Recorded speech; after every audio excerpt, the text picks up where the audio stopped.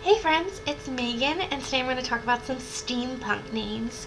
So a friend of mine is really into the steampunk movement. She recently went to a themed dinner in which she had to come dressed all in steampunk gear and come in persona and have a name for herself. I helped her with her name, and of course, because my channel here is all about names, it got me thinking about steampunk names. So very briefly, steampunk is a blend of Victorian, 19th century, and futuristic elements, kind of like Victorian meets sci-fi.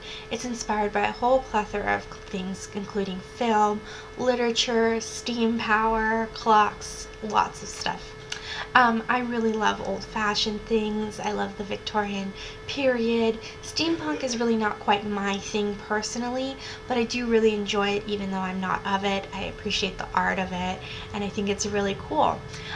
So a lot of these names on this list are very old-timey names, and they're also very polarizing names. They may be far out there for some of you, and I feel like a lot of the names, people either really love them or they just think they're hideous.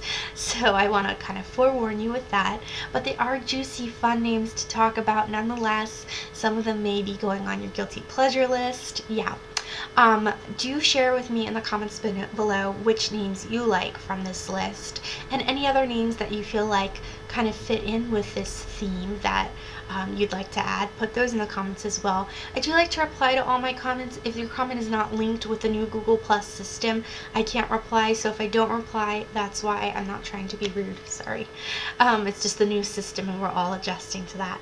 So I've got 10 names for girls, 10 for boys in alphabetical order, starting with the ladies first. The first name I have is Agnes. Agnes is a Greek name that means pure. It has not been in the top 1,000 here in the United States since the early 1970s, and it was pretty low for the 10 years that it was still on the list there. It could be maybe one of those like vintage comeback names for girls. Lots of old-fashioned names for girls are making a comeback, maybe with the nickname Aggie. It could make it feel more current. I'm not sure. What do you think? The next name I have is Alethea. Alethea is so much fun to say, isn't it? It's like a dance for the tongue. It's a Greek name. It means truth. It does have that cool old-timey character kind of feel to it. Lots of these can make great character names if you're a writer looking for names. And I know a lot of people criticize this name, saying it sounds like you're mispronouncing Alethea, but I still think it's a fun name nonetheless. Then I have Gertrude. Gertrude is a German name. It means strength of spirit. It's the perfect example of a name people either love or love to hate. And it does have a kind of old lady heavy feel to it to me. But you can use nicknames like Trudy or Gertie to feel a little more cutesy or modern. Gertie always reminds me of Drew Barrymore's character in E.T. Then I have Henrietta. Henrietta is the feminization of Henry, which means estate ruler. And yeah, most of these names on my girls list here do have a really heavy feel to it, Henrietta included. It bears lots of cute vintagey nicknames like Hattie or Etta as well. Then I have Jessamine. Jessamine is a variant of the name Jasmine for the jasmine flower. I have heard it pronounced Jessamine as well. I do prefer the Jessamine pronunciations. That's what I'm going to go with for this. And I think Jessamine, which is not in the top 1,000, is kind of fun. It could be a cool way to honor someone named Jessica or Jasmine. And you can use the nickname Jessa, like the Jessa Duggar, if you want. And I think that's kind of spunky and fun as well. Then I have Mirabelle. Mirabelle is a French name that means marvelous. And names ending in Belle have become way popular lately. And French names always just look so romantic and sound romantic to me in general. I love the name Belle. But Mira on its own I think is so gorgeous and kind of sassy and spunky. Then I have Octavia. Octavia is Latin and it means eighth. In the 19th century, sometimes, well, families were definitely larger, so sometimes the eighth child in the family was named Octavia or Octavian if the child was male.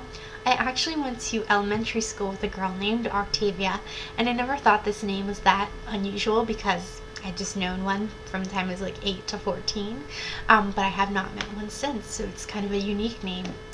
Then I have Rowena. Rowena is an old Latin, old German name that means fame.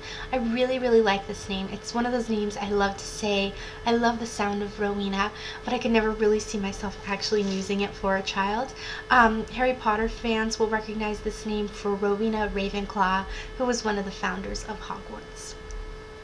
Then I have Sophronia. Sophronia is a German feminization of Sophronius, which means sensible. It is a little bit of a mouthful. It's a very grand name, rich in a lot of character to me, and it could be a cool alternative to the very popular Sophia. You could get the name Sophie out of it. I don't know. What do you think? And then the last one I have for girls is Theodosia. Theodosia is a Greek variation of Theodosius. Theodosia is also quite a bit of a mouthful.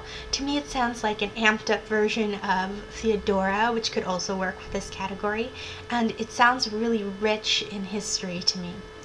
Okay, on to some names for the fellas. The first one I have is Aleksander. Aleksander is a Scandinavian variation of the Greek Alexander, meaning defender men. I think it's such a cool, fun sound to it visually, and the sound, it just looks fun, and I feel like someone with a really great accent could do this name more justice than I could. Then I have Barnabas. So Barnabas is an Aramaic name meaning son of the prophet. Of course, you can use nicknames like Barney or Barnaby, which are also pretty fun. Barnaby is fun, I think. And a lot of people, a lot of names like this sound like they could be apothecaries, like Barnabas. I feel like he should be an apothecary. Does that make sense? Okay, the next name I have is Ezekiel. Ezekiel is a Hebrew name. It means God strengthens. It's currently number 198 in popularity in the US, which is actually way more popular than I imagined. I kid you not, I also went to elementary school with a little boy named Ezekiel. So yes, there was an Ezekiel and an Octavia in my class. Those are probably the most unusual names. He went by the nickname Easy, but I think Zeke would make a really cool nickname choice for Ezekiel. Then I have Gideon. Gideon is Hebrew. It means having a stump for the hand. Not the best meaning in the world. It's currently number 390. It is rising a bit in the United States, and it's a biblical name. I really like the name Gideon, and I think it's super usable and not too strange. It's one of the more usable ones on this list. Next up is Jarvis. Jarvis is an English variation of the surname Gervais, and I feel like Jarvis is just so fitting for this category. I picture a guy with a funky fun vest on and those like googly type glasses. Yeah. Next up I have Maximilian. Maximilian is Latin. It means greatest. It's currently number 464 in popularity. Totally usable. I love Max names. I think Max is such a great name. It's an adorable name on a little boy. It works on a guy really of any age. And Maximilian is very handsome and sounds distinguished. Then I have Nicodemus. Nicodemus is a Greek name that means victory of the people. It's such a good, juicy character name. And shouldn't Nicodemus always be someone that just has a bunch of pocket watches, like not just one, but 2 or 3? And many of you may recognize this as a name that Dickens used. Then I have Orville. Orville is a French name. It means gold town. It definitely has an old-timey feel to it. It might remind you of Orville Wright, the aviator, or Redenbacher, the popcorn. Yeah. Next up I have Thaddeus. Thaddeus is an Aramaic name, possibly a form of Theodore. It's currently number 903 in popularity here in the US, barely in the top 1,000. Thaddeus is strangely satisfying for me to say Thaddeus. And I can actually see the right person or the right couple using this name for a child in present day. And then the last name, sorry, I've been fighting a cold and I'm just trying to, like my voice is just trying to go out now. The last name I have is Ulysses. Ulysses is the Latin form of Odysseus. I automatically think of Ulysses S. Grant. I think U makes for a really cool initial too. So I hope you enjoyed some of these names that I chatted about. Let me know which ones you liked. So one thing that's fun is a lot of these names I've not mentioned before on my channel, so that was fun for me. Be sure to comment your favorites, and yeah, I hope you are having a wonderful day. I'll see you soon for the next video. Bye bye.